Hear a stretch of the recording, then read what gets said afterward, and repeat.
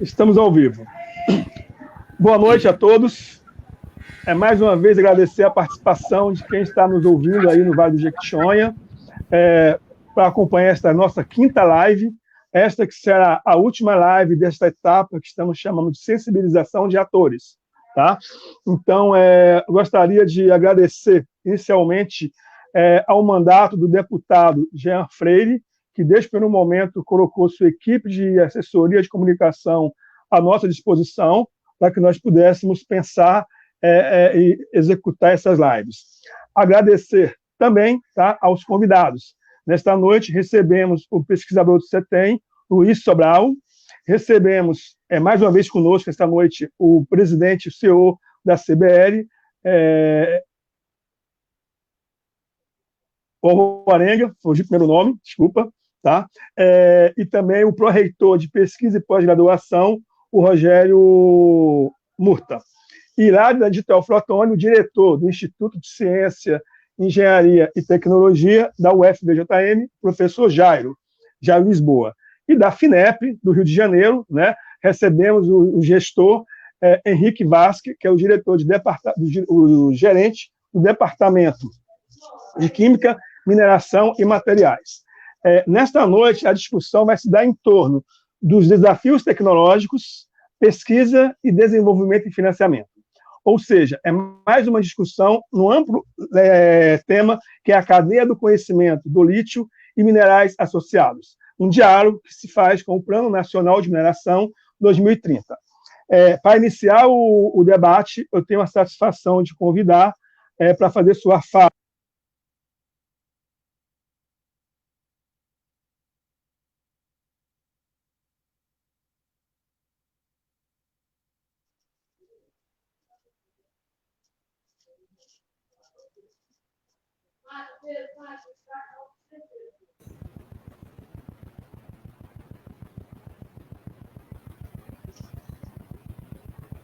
Vocês me ouviram, pessoal? Não ouviu, não. Ninguém me ouviu? Cortou. Não, cortou o áudio.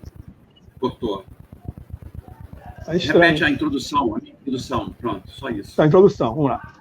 Boa noite, mais uma vez. Agradecer a todos os participantes, tá? A quem nos assiste no Vale do Jequitinhonha, né, a população do Vale, que mais uma vez está aqui ligada nessa quinta live. Essa que vai ser a última live que a gente tem chamado da fase de sensibilização. Agradecer a todos os participantes que aceitaram o convite, ao pesquisador Luiz Sobral, que é do CETEM, Centro de Tecnologia Mineral. Agradecer também ao Vinícius Alvarenga, que é o CEO da Companhia Brasileira de Lítio. Agradecer ao Rogério Murta, que é pró-reitor de pesquisa e pós-graduação do Instituto Federal do Norte de Minas Gerais. Agradecer ao professor Jairo Rodrigues, que é diretor do Instituto de Ciência, Engenharia e Tecnologia da Universidade Federal dos Vales, Jequitinhonha e Mucuri, campus Teoflotone, e ao gestor Henrique Vasques, da FINEP, do Departamento de Química, Mineração e Materiais. Nesta noite, a nossa live, dentro de um amplo tema, que é cadeia do conhecimento do lítio e minerais associados, vamos discutir um pouco a questão dos desafios tecnológicos, pesquisa, desenvolvimento e financiamento. Esse é mais um diálogo com o Plano Nacional de Mineração 2030. Para iniciar o debate desta noite, eu tenho a satisfação de chamar, para fazer sua fala, o pesquisador do CETEM, Luiz Sobral. Muito obrigado, Sandro. Em primeiro lugar, gostaria de agradecer a oportunidade de falar algumas palavras sobre tecnologias de extração de lítio, né? E também aos colegas que nos acompanham nessa live e a todos que nos assistem. Então, em primeiro lugar, eu pediria ao Marcos que colocasse na tela a minha apresentação para a gente dar início aos comentários. Vamos lá.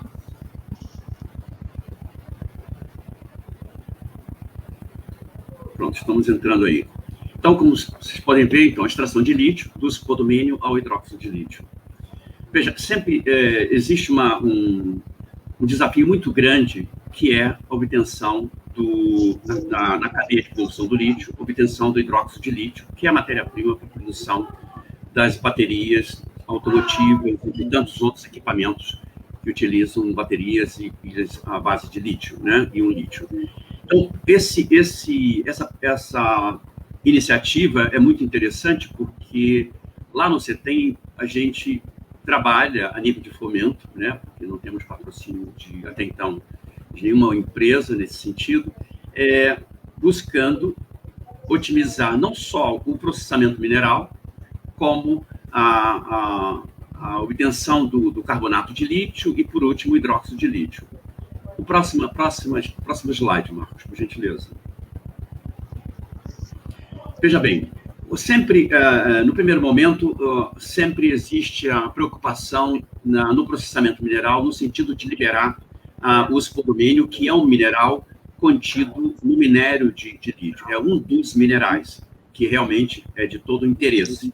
Então, sempre se faz um processo uma operação de britagem, de moagem e toda sorte de operações de concentração, como mesagem, meio denso, flotação também, mas sempre digamos assim, a obtenção de um concentrado passa por alguns percalços, né? Porque essas técnicas de processamento mineral não são 100% efetivas, né? De chegar aí total separação daquele bem mineral de interesse. Aí, na live anterior, o professor Claudio Sclia comentou essa companhia Cellfrag, que fica na Suíça, a qual eu já estive, com o pessoal já estive diversas vezes, por diversos motivos, e um deles foi para lítio, para minério de zinco, minério de cobre, minério de ouro, e por último foi tratamento de sucata eletrônica, para separação desses metais.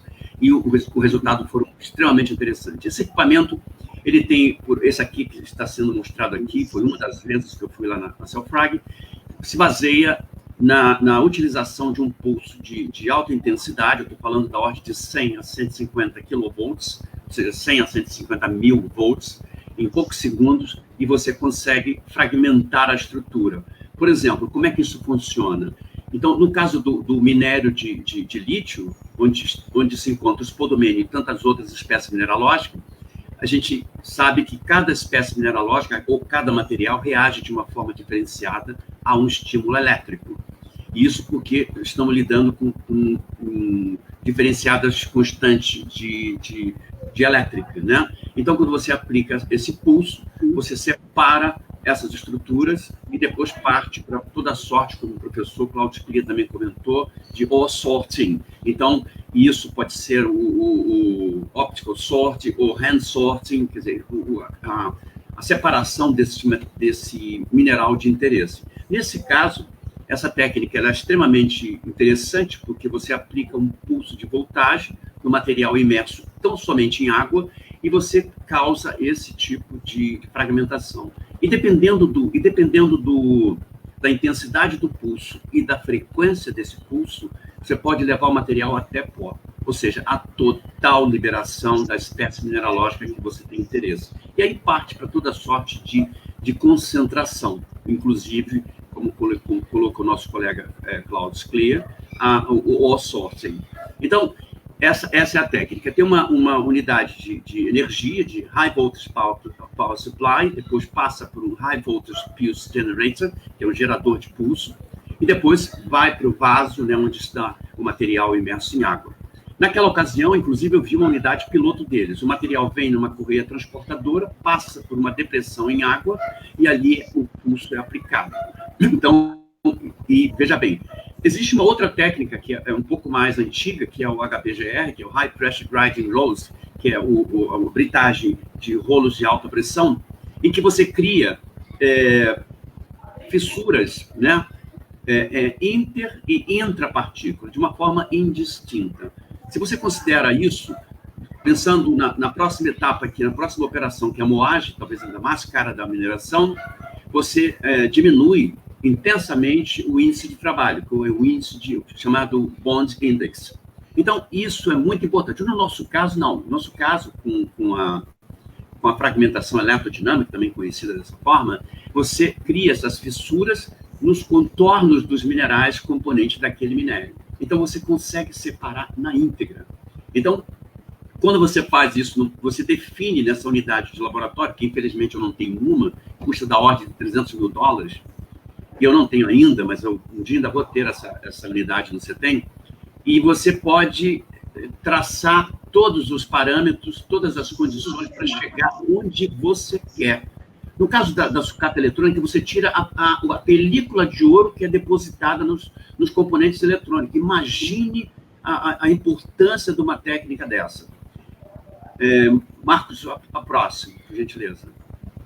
Aí, um desses trabalhos foi feito com calcoperita, com minério da Caraíba. Veja, do lado esquerdo nós temos um produto do moinho de barra. Veja que a calcoperita ainda está completamente associada com outros minerais de ganga. Já na calcoperita aqui, do produto da Celprac, você vê que a calcoperita está completamente liberada. Então, você veja a efetividade dessa técnica, muito importante. E no caso do lítio, você faz essa fragmentação e vai criando o que eles chamam como é que se chama? Ele tem um nome especial para isso, que é o middlings. Esse middlings seria aquilo que ficou, que ainda não foi totalmente liberado, mas que pode seguir adiante numa outra série de pulsos e que você vai e consegue separar na íntegra o mineral de interesse.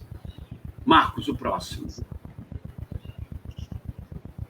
Então, aqui é uma simples lembrete de o que é feito hoje em toda a parte do mundo, à exceção dos países da América do Sul, como Chile, Argentina e Bolívia, que tem lá os lagos salgados, ou chamados salares, e que os elementos que estão por ali, por exemplo, os metais alcalinos, como sódio, potássio e lítio, estão nas suas formas já de cloreto.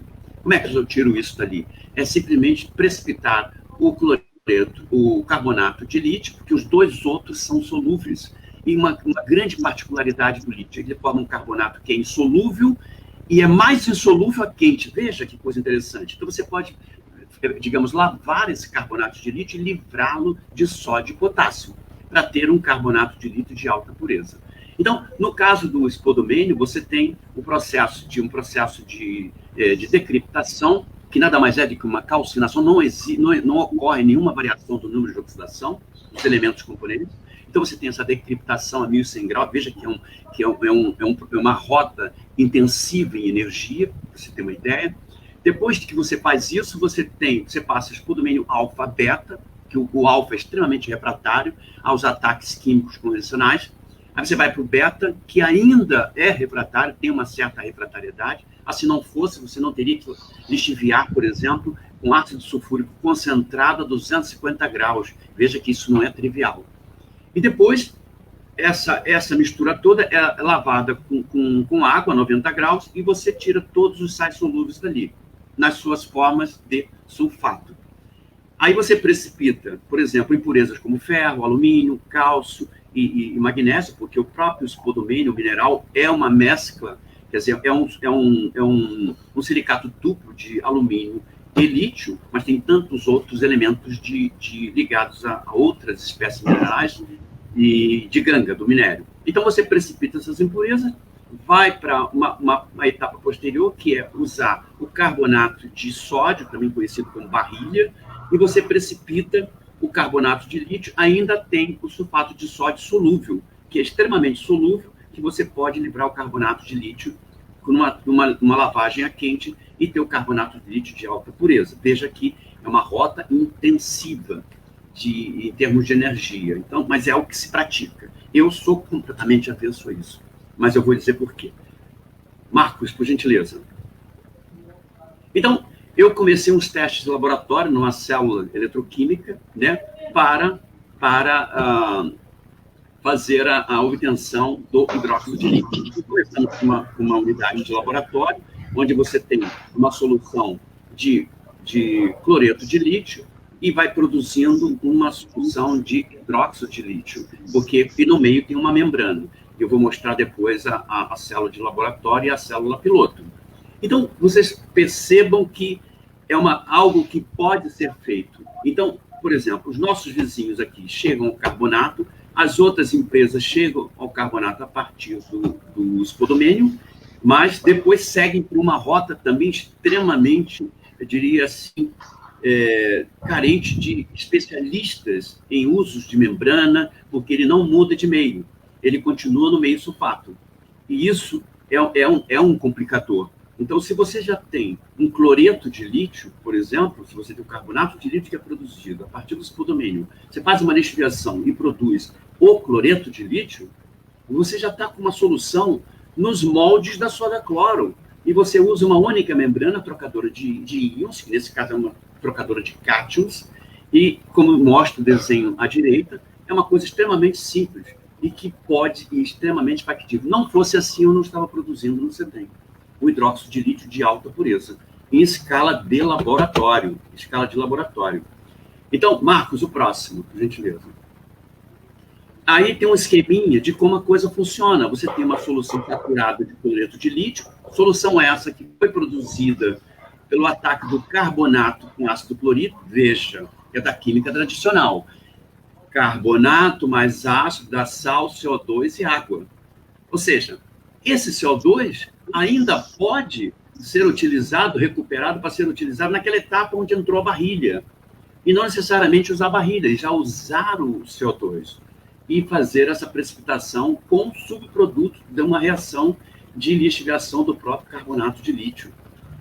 Essa membrana no meio, então você tem, pela imposição de um campo elétrico, você tem a migração do íon lítio, que diferencialmente do sódio e potássio, tem um raio iônico muito pequeno e a passagem é muito fácil em relação ao, levando em consideração uma diferença de potencial. Então, você passa o lítio para o lado direito, né, usando eletrodos, que são eletrodos que já existem no mercado. Por exemplo, o catodo é níquel, porque ele é polarizado catodicamente, ele não vai se oxidar, e na sua superfície, do lado direito aqui, você produz o hidrogênio, que é resultado da redução das moléculas de água, como está a reação aqui à direita, que é a água passando para hidrogênio e produzindo quem como subproduto? Hidroxilas. Essas hidroxilas pegam o lítio que está entrando e vai concentrando em hidróxido de lítio. Se você tem garantido uma solução de cloreto de lítio de elevada pureza, que foi proveniente do ataque do carbonato com ácido clorídrico, você tem um hidróxido de lítio de altíssima pureza. Não tem o porquê não ser de alta pureza. Então, e como reação anódica, do lado esquerdo, a oxidação dos íons cloreto, a cloro, que é uma reação extremamente simples, né? E você tem um anodo estável, que é chamado anodo DSA, que é da sigla em inglês, Dimensional Stable Electrode, quer dizer, anodo dimensionalmente estável, que já vende no mercado, em São Paulo vende, a empresa Denora vende isso, toda sorte de DSA, titânio, tela de titânio revestida em óxido de lítio, tela de titânio revestida em óxido de rutênio, e daí por diante, dependendo da aplicação. A soda cloro já usa esses anodos, que anteriormente usava grafite, que agora não, que é um anodo que se consome. Nesse caso, esses anodos duram no mínimo 5 anos em operação 24 horas, quer dizer, extremamente estável. Então, essa é a rota que é praticada na rota que eu estou desenvolvendo no CETEM. E Marcos, próximo, por gentileza. Essa é a minha unidadezinha de laboratório, muito pequena, está dentro de uma capela, vocês podem observar, a célula está no meio, e tem um anodo DSA à direita, e um catodo de níquel, que pode ser uma placa de níquel, pode ser uma esponja de níquel. Em sendo uma esponja de níquel, você tem uma área superficial específica, expandida, que significa que você pode usar elevadas intensidades de corrente com baixa densidade de corrente. Então, realmente, é extremamente, digamos assim, interessante ter a esponja, que seria um eletrodo tridimensional. Então, o catodo, esse anodo é um anodo DSA, que é conhecido, é uma tela de titânio que vai sendo utilizada. Então, se é uma unidade, e você tem uma bomba peristáltica aqui, de duplo cabeçote, que fica alimentando os 2 compartimentos com a mesma vazão, né? Com a mesma vazão, e com isso você vai concentrando do lado esquerdo aqui em hidróxido de lítio. Uma vez alcançada uma dada concentração, até da ordem de 60 gramas por litro, você faz uma sangria e recompõe a solução, e com isso você vai dando continuidade ao processo extrativo. Veja que é muito interessante. Aí você me perguntaria, E como é que do espodomênio, não se utilizando a decriptação, investigação de ácido sulfúrico, é algo que a gente desenvolveu no CETEM. A gente está por exemplo, numa situação de trade secret, porque eu não tenho interesse em patentear, porque nesse país é difícil ganhar dinheiro com patente. Então, é um trabalho de fomento, né? A gente não tem nenhum patrocínio, eu não tenho nenhum patrocínio, porque eu sou o único nesse projeto, eu sou o carreira solo, e veja bem, porque minha formação, eu sou engenheiro químico, tenho um mestrado em eletroquímica e também o doutorado em hidrometalurgia. E enveredei outros caminhos dentro dessa área da hidrometalurgia, que é a biohidrometalurgia, que tem até um livro publicado em inglês, que é livro-texto em grande parte dos países da América do Sul e alguns países europeus e asiáticos, que é um livro extremamente interessante. Depois eu passo o link para quem tiver interesse de baixar gratuitamente. Então, daí, eu parti para potenciais clientes. Quais são esses clientes aqui? Já que quem trabalha com espodomênio já tem as suas rotas, ou, digamos assim, a sua prática de produzir um concentrado, vender, exportar e daí por diante. Mas tem os nossos vizinhos aqui, que partem das lixíveis, das salmouras dos lagos Salgado, precipita carbonato e também exportam. Eu abordei todos eles, fui pessoalmente desses países, inclusive em Catamarca, na Argentina, onde eu consegui uma quantidade de carbonato de lítio para rodar os meus experimentos de eletrólise. No primeiro momento, lixiviar, produzir cloreto de lítio e depois fazer a eletrólise. E estou negociando com eles, em particular com a Bolívia, que está o mais adiantado, que eu fiz o projeto da planta piloto, me associei a uma empresa italiana que se interessou pelo projeto, e com isso eles têm uma sucursal no Japão, com quem eu tenho conversado muito frequentemente, e já chegamos a um protótipo dessa unidade, que é o próximo slide. Marcos, isso. Essa é a unidade semipiloto, né, que vai me custar, não, na verdade vai custar o governo da Bolívia, certamente Chile e Argentina também, com quem eu tenho negociado isso. Não fosse a pandemia, isso já estaria até mesmo implantado na Bolívia. E você tem uma unidade dessa que custa da ordem de $350 mil. E você tem garantido a produção de hidróxido de lítio de alta pureza. Veja que nós estamos diante de algo que está sendo desenvolvido no CETEM, que certamente eu não fiz muito alarido com relação a isso, por causa dessa história do trade secret. A gente está tentando potenciar os clientes para que a gente possa transferir essa tecnologia a quem interessar possa. E, realmente, as empresas aqui do Brasil, como a CBL, certamente poderíamos conversar no sentido de ver o que pode ser feito de mudança do processo, principalmente do processo de investigação, que é algo que a gente desenvolveu, que não usa a decriptação e vai direto ao hidróxido de lítio, certamente impuro, por isso que tem que ser dali, tem que precipitar como carbonato, para livrá-lo de impurezas outras, de outros metais, como vocês viram aí no fluxograma que eu mostrei anteriormente. Então, basicamente, é isso que eu gostaria de dizer. Então, eu realmente estou à total disposição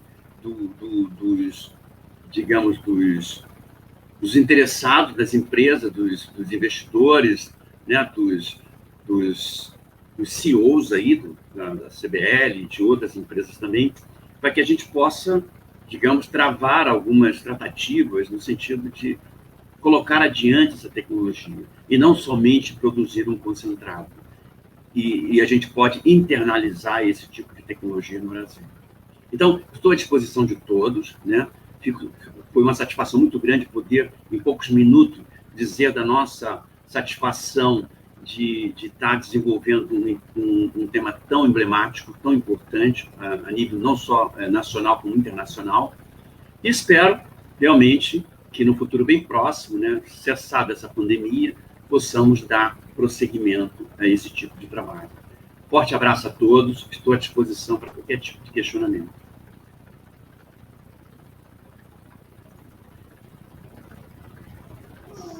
Luiz Sobral, muito obrigado pela sua fala, né? Você aponta uma outra rota tecnológica, não é a rota dominante, Exato. Né? A rota dominante é a rota ácida, né? Isso. Mas é diante de um potencial que tem os países como Argentina, Bolívia, Chile, os seus salários e a dinâmica que deve passar a indústria de lítio nos próximos anos é algo a ser pensado, né? Eu acho que é uma contribuição que deve ser questionada, que deve ser debatida. Então, eu agradeço muito fortemente a sua participação.